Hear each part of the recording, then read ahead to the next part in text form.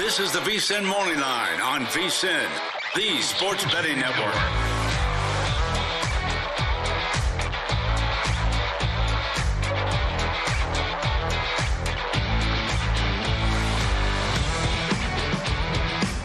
Good morning, happy Thursday, and welcome into the VSiN Morning Line. I'm Grace Remington. Thank you so much for waking up with me on this fine day. Well, you asked for a good playoff game, and we finally got it. Thank you, Texas and Arizona State. Lots of playoff reaction to get to today. Some tips looking ahead. Also some betting tips for tonight's Notre Dame-Georgia game, which was postponed a little bit less than a day. Also, some really interesting angles to look at in the NFL player props market this weekend. Week 18, you think, blah, no one's really trying. At least half the teams aren't. Think again. There's some pretty hefty incentives that these players are playing for. So I'll give you the list of that. And then at the end of the show, John Henson from the Field of 68 joining me with his best bets for tonight's NBA games and Saturday's big college football games. But let's get into college football first, because we get our first classic in this new 12-team format. Texas, once holding a 16-point lead, Arizona State fights back, ties the game, sends it into overtime. Longhorns eventually grind out the win there, 39-31. A lot of interesting ones in this one. First of all, congratulations if you had the game going to overtime. Those were 18-1 odds. Tale of two halves, really. The first half under 27.5 cashes, but then the full game over 55.5 cashes, and obviously Arizona State covers as a two-possession underdog. Not the nicest game for Texas. Of course, they come out. They have 14 points on the board in a matter of 6 seconds, 3 plays total. So they already have a little bit of cushion to work with. Obviously, it wasn't enough. Steve Sarkisian said, not our cleanest game, but it's okay. We're moving on. Let's take a listen to the Longhorns head coach. Not our cleanest game of the year. Then that's okay to say that. But the one thing that I know about our group is when our backs are against the wall and when our best is needed, our best shows up time and time again. And the resiliency that these guys showed today was something that, as a coach, makes you really proud. You know, that we weren't at our best, and it felt like a NCAA March Madness basketball game with the swings of emotions and things. There were swings.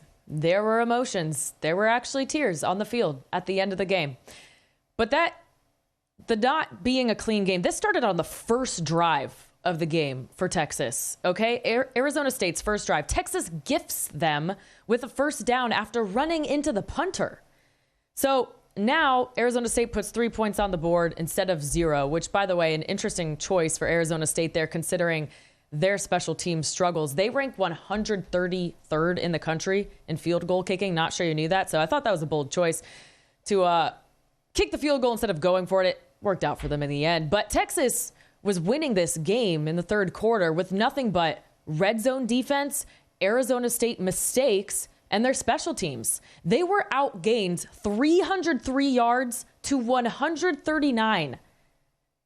But they were leading 24-8 thanks to a Silas Bolden punt return touchdown, a couple of touchdowns from Quinn Ewers, and then the fact that the Sun Devils could only turn its first 6 scoring chances into 6 points because of a missed blocked field goal and 3 turnovers on downs. Texas lost the run game again. We thought toward the end of the season and in that Clemson game, maybe they had turned things around. They found something that wasn't there. Nope.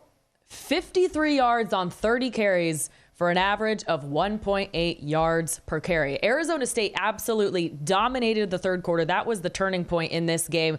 They held the ball for almost 13 minutes of clock time during that third quarter. They had 125 yards to Texas's 8 yards. The live odds after that third quarter, Arizona State on the money line was plus 750. Came close, but then, of course, you have the Cam Scatterbo 45-yard touchdown pass. That's right, pass to Malik McClain. They convert the two-pointer. That makes it a one-score game. Scatterbo, an absolute maniac, by the way. Maybe you didn't hear, but the broadcast reported he was throwing up on the sideline during the game. Literally, his body was shutting down, and he was the difference maker in this game. Hero ball. Then Arizona State steals a possession with an interception on Quinn Ewers. Next possession, Scatabo splits out wide in an empty set. He runs a go route against an All-American, Michael Taff. 62-yard catch plus a face mask penalty gives them first and goal. Probably some offensive pass interference on that one, if we're being honest. But then it sets up his own touchdown to tie the game. And when this goes to overtime, I'm thinking, well, that's advantage Arizona State, right? Because we know as the field shrinks, Texas gets worse. They ranked 98th in red zone conversions. Arizona State was plus 250 on the money line at the start of regulation. So I'm thinking, that's kind of an interesting bet there. Texas obviously pulls it out. A lot to fix before they face Ohio State in the semifinals. But I do want to cover a pivotal moment toward the end of that game. There was the big targeting call on Michael Taff. It was reviewed, but called not targeting. It would have changed the entire trajectory of that game. You could even see Kenny Dillingham mouthing to the refs on the broadcast, "That's so bad. That's so bad." He's way out on the field. He eventually leaves the refs alone, but there was a big eye roll that went with that. He spoke about it after the game. Let's take a listen to State's head coach.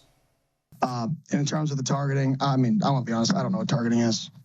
We lost one of our best players in the first half for targeting. And I just don't know. I just don't know what it is. So I don't want to comment on something that I have to get a better grasp of what it is, just because it's so, I just don't quite understand it. I do just want to protect the players, though. So whatever rules are put in place to protect the players, I'm all about. Hey, you, me, all of us, Kenny, none of us know what targeting is. Targeting plus pass interference. You know that Wheel of Fortune wheel?